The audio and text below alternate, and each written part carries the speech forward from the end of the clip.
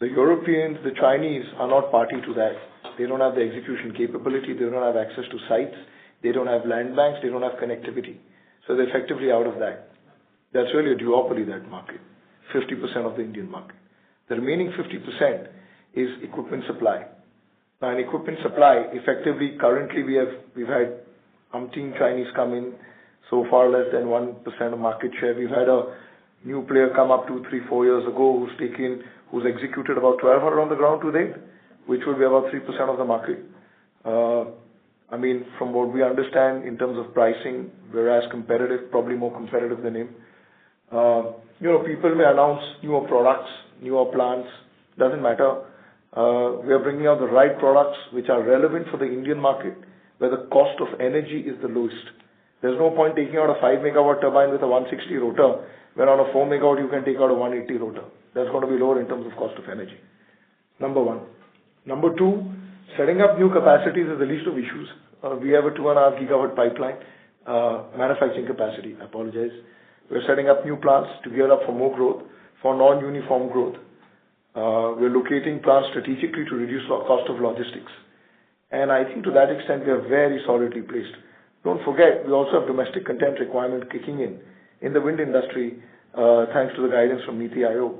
So effectively what's happening is if you're going to be competing on A-grade quality, then we're on par or far better than anybody else. We're not really looking at competing for C-grade quality orders or C-grade customers.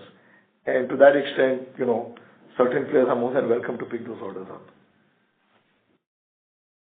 And are we seeing, say, large corporates maybe thinking of setting up own capacity and then just outsourcing the turnkey work? And in that case, I don't think so. Barring one or two corporates, I don't think anybody's doing that.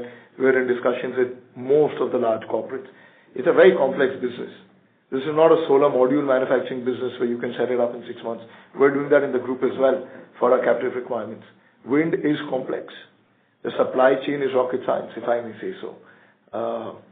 Certification processes are 2 years. So, it sounds very easy. One of the large guys in India did announce this in 2019.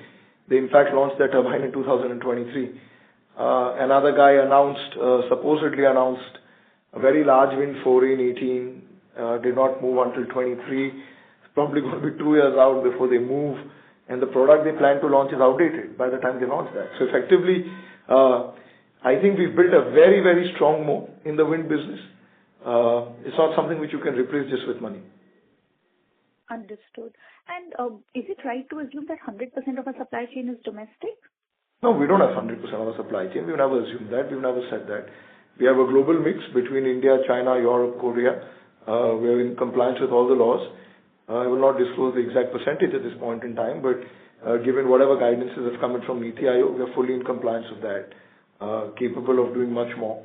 But we leverage our global supply chain to take advantage of the lowest cost products as and when we need them at the right quality.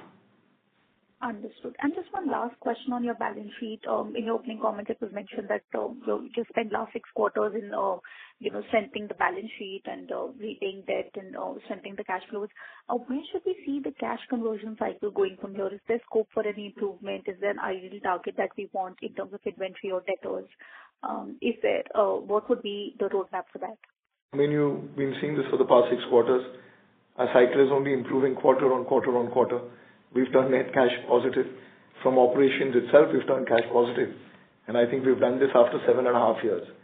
I would give kudos to the team for doing a phenomenal job. We are walking the talk. We're in fact beating every guidance we're giving out in the market for the past 6 quarters. So I'm surprised you ask when we see cash flow.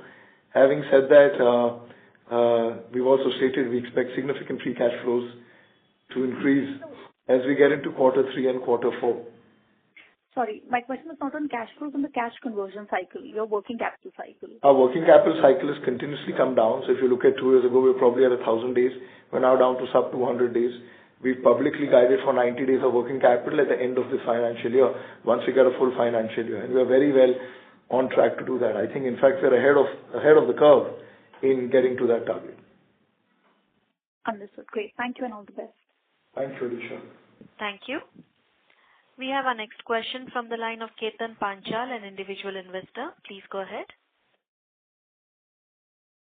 Hello, Deva. My name is Ketan Panchal. I have Sir, invested may I all request you to my use money. your handset mode, please? Your voice is not very clear. Hello, Deva. My name is Ketan Panchal. I have invested all my money in Inox Wind. I'm very happy with your execution here. I'm hoping to be financially free soon on this investment. I just want to say thank you. Thank you. God willing, we'll create more value for you.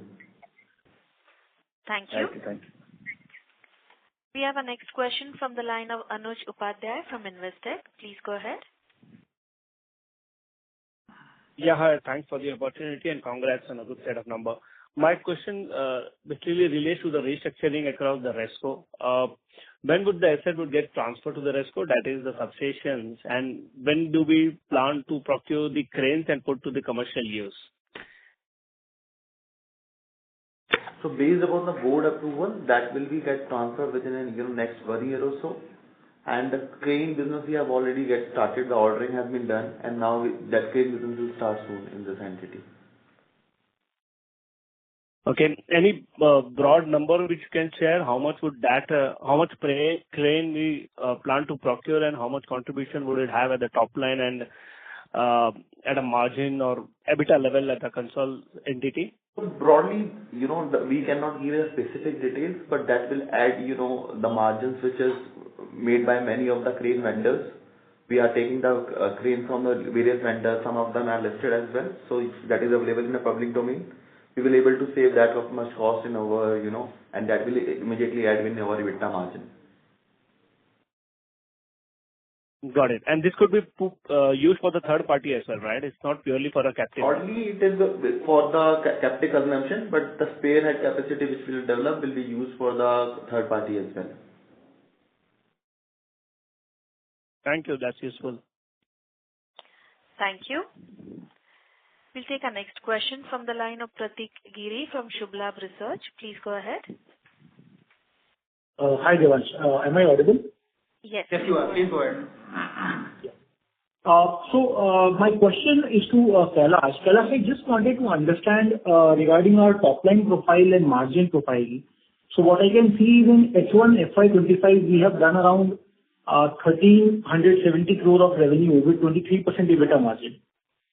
Now, when we say that in next 2 quarters, we'll be increasing the EPC revenue, which is actually high margin than turbine supply business, turbine supply revenue. So I'm sure you're incorrect in that. I'll just cut you on there. You're incorrect on that. EPC business is a much lower margin business compared to our equipment supply business. Got it. And in terms of top line, it's bulkier than turbine supply, is it? No. So broadly, out of the 6 crore per megawatt, 1 to 1.5 crores is related to EPC. So around 20 to 25% maximum. Correct. Yes. Got it. So in next half, we'll be executing around 500 megawatts of business, and as per the thumb rule of 6 crore per megawatt, we'll be hitting around 4,800 crore of revenue. Is that understanding correct? Broadly, yes. Because based upon our guidance, 800 megawatt of execution, 6 crore, you can consider 6 crore rupees per megawatt. Some will be all commissioning at the same time. Yeah. So, but there might be some timing difference for the commissioning. And so, plus minus 10-15%, your understanding are correct. Okay. So going ahead, realization per megawatt should increase and margin should also, realization per megawatt should increase and margin should decrease, correct? Yes. That's it. We have already given the guidance for the full year, which is around 17%. So that will fall in place accordingly. So might be it is in some quarter, it would be higher, in some quarter, it would be compared to in line with 15-16%. So we need to see the, whole year guidance of 17%. Which we've upgraded to 17%. Yeah. It was 15, which we've upgraded now to 17%. Understandable. I have one request to make, Devansh, if you can share the order pipeline. I'm sorry, we will not be able to share that. We appreciate, but for competitive reasons, that's not possible to share. We are talking to the largest PSUs, we're talking to the largest IPPs. I think you need to leave certain things to the management. We can't put everything out in the public domain. Understandable. Congratulations on good set of numbers. Thanks for taking my question. Thank you. We'll take our next question from the line of Krupa Desai from Electrum Capital. Please go ahead. Hi, sir. Firstly, congratulations on good set of numbers. So my question was, so currently India is lagging behind the power evacuation infrastructure because of mainly transmission delays. I know we have a very good order book, but do you think because of this issue, newer capacity executions could delay or get impacted? No, currently, the moment we are talking about, as we said, we have a project development pipeline, and we know where we have our own connectivities or where customers have their own connectivities. Most of these guidance which we have given for next 1 or 2 years, we already have our own substation and infra ready, where it is mostly plug and play. So don't see that becoming as an obstacle or hindrance in terms of execution. But as we go, even for the future, we continue to develop our pipeline and ahead of time. I think that's very important. And just to add to Kailash, unlike, you could have a quarter here or there, but unlike some of our competitors, we are building the pipeline ahead of schedule. So you're not taking an order and then suddenly saying, oh, we are 1 year behind, oh, the connectivity doesn't exist. We are saying what we believe we will do where connectivity exists or where it's in final stages of happening. It's not something which could be 1 year away. It could be a quarter here or there. So I think to that extent, we have a very strong project pipeline and a good mix of turnkey and equipment supply. Okay, got it, sir. Thank you for taking my question. Thank you. We'll take our next question from the line of Pawan from Geojit PMS. Please go ahead. Yeah, hi team. Congratulations from my side as well. Just one question. So all the orders that we're discussing as of now, they are for FY27 and beyond in terms of deliveries, or are we discussing something for FY26 as well as of now? Sorry, we could not hear you. Can you repeat, please? I'm saying all the new order flow discussion that we are having with our clients now, they are for FY27 deliveries, FY27 and beyond in terms of deliveries, or are we discussing anything for FY26 as well? Primarily FY27 and beyond, but it depends. We have the flexibility to play for 200-300 megawatts for, depends, it's something frankly irrelevant. But yes, we are really looking at FY27 onwards. Yeah, currently the kind of orders we have, it's a mix in terms of execution. Some of them to be executed in less than 1 year, some of them to be executed 2 years. So we have some flexibility available in quarters. So depending upon customer relationship, client requirement, we are mixing it up well. And some of them could be execution in less than 18 months, but mostly could go beyond 18 months as such. So essentially what I'm trying to understand is that when we say 1200 megawatt of guidance for next financial year and possibly upside to that, are those orders already in the bag or we are still out there to... No, we already have an order book of 3.3 gigawatts. So to that extent, if we're doing 1200 this year, 800 this year, and if we're doing broadly 1200 next year, we already have the entire order pipeline visible for FY26. Okay. Great, Devansh, and congratulations once again. Thank you so much. Thank you. Thank you. Ladies and gentlemen, we'll take that as the last question for today.